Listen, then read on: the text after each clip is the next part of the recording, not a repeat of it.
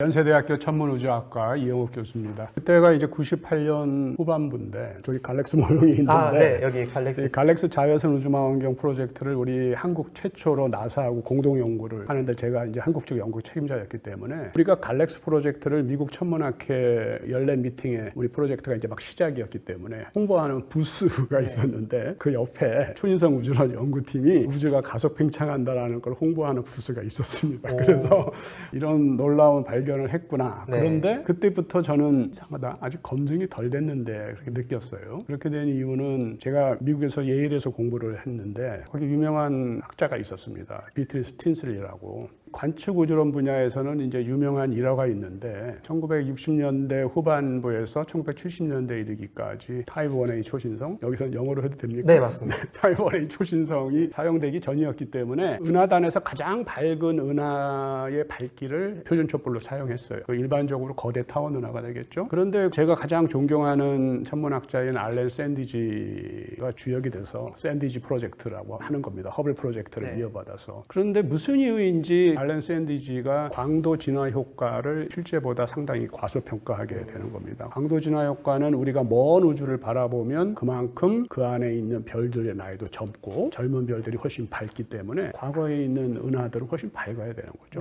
이 효과를 보정한다고 하긴 했는데 지금과 같이 항성 진화 이론이 발전되기 전이었기 때문에 매우 과소평가를 하게 되고 그거를 처음으로 잘못됐다는 걸 지적한 사람이 바로 텍사스 대학의 오스틴 유니버시티 오브 텍사스 오스틴에 있던 대학원생이었던 비트리스 틴슬리였습니다. 사실은 정확하게 지적을 한 거예요.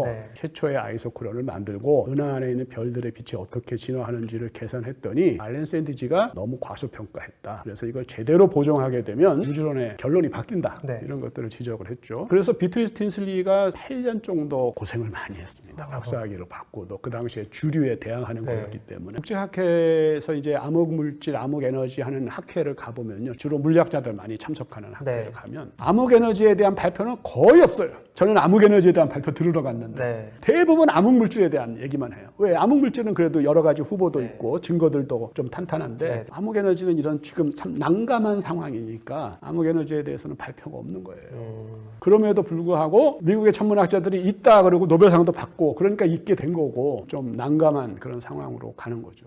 우리 국내에 또 우리 천문학자들도 몇 분은 저와 비슷한 생각을 하고 있는데 그냥 웬디 후리드만의 값을 쓰면 되는 거예요. 그런데 왜 사람들이 아담 리스의 값만을 쓰려고 그러면서 허블 텐션이 존재한다 그러느냐.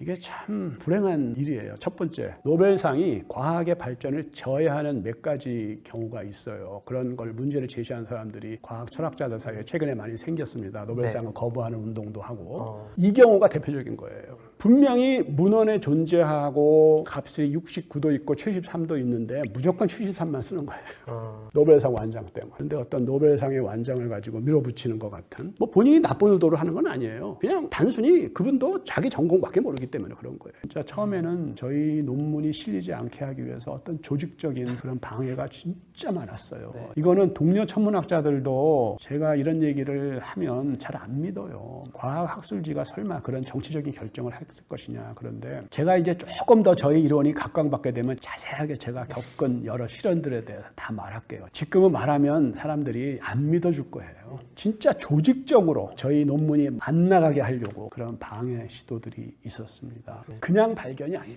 위대한 발견에 대한 학계의 반응. 우리가 영화를 보면은 뭐 아인슈타인 비슷하게 생긴 학자가 발표를 합니다. 그러면 청중이 전부 일어나서 기립박수를 하죠. 그런 일은 절대로 일어나지 않습니다. 첫 번째 단계는 뭐냐면 이그노, 완전 무시하는 겁니다. 악플보다 무섭다는 무플이죠.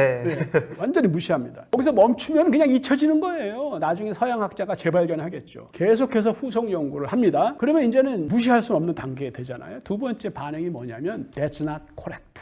그것은 틀렸다예요. 6개월 후에 이제 아담 리스 그룹에서 논문이 나왔죠.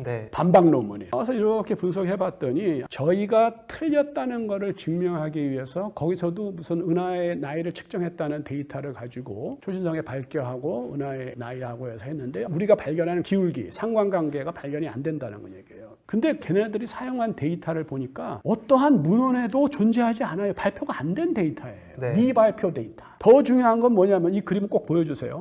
X축이 항성의 평균 나이인데 측정 오차가 표시가 안 돼 있어.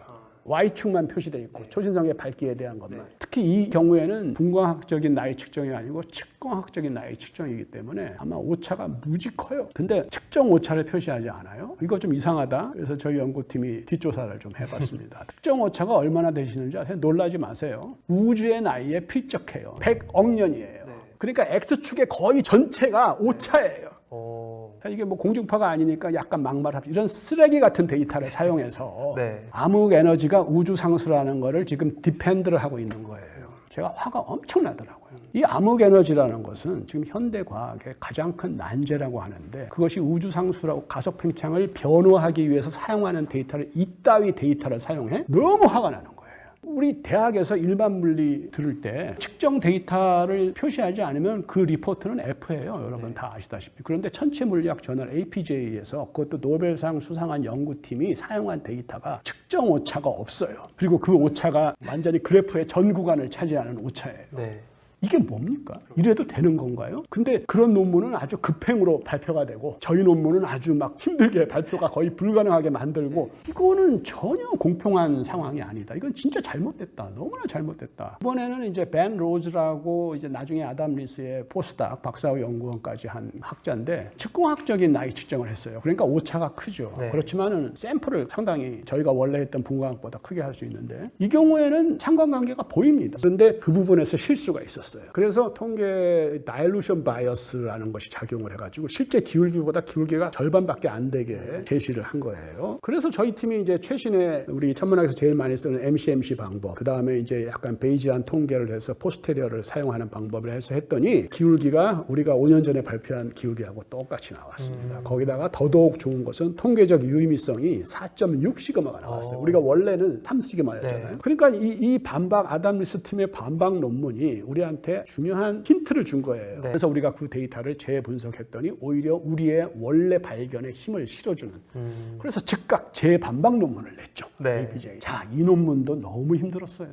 논문 심사위원이 통상 APJ 한 명이잖아요. 이 경우에 2명이 붙었는데 한 분은 그런대로 호의적인데 한 분은 끝까지. 그래서 우리가 계속해서 합리적으로 반박을 하니까 나 안 할래 그러고 나가버렸어요. 그래서 결국 그 한 분하고 상대를 했어요. 근데 그분도 자 니네의 상관관계는 인정한다. 그런데 그걸 우주론적에 적용을 아직 하지 마라. 그래서 마지막 토의 섹션이잖아요. 그거 그냥 날려버렸습니다. 그거 빼고 출판할래? 그거 넣고 출판 안 할래? 이런 말도 안 되는 협박 이런 걸 받아서 할 수 없이 뭐 일단 내야 될 거 아니에요. 그래서 할 수 없이 우주론적인 토의는 빼고 우리가 발견한 상관관계만을 냈습니다. 그로부터 몇 년을 와신 상담을 해서 우리가 이제 3년 전에 2022년 논문에는 우주론적인 것까지 집어넣고 그 논문은 또 더 황당한 일을 당했습니다. 결국은 우리가 영국 왕립천문학회지에 내게 된 이유는 다 그런 일을 당했다고 생각하시면 돼요. 저희 팀이 영국 왕립학회지에 낼 때는 미국 천문학회지에서 황당한 일을 당해서 우리가 좀 더 객관적이고 열린 마음을 갖고 있는 유럽 저널에 냈다 이렇게 이해하시면 되거든요. 그런 일들을 우리가 쭉 겪어왔어요. 그러니까 두 번째 단계가 That's not correct인데 오히려 우리가 그 자료에서부터 우리가 맞는다는 걸 했죠.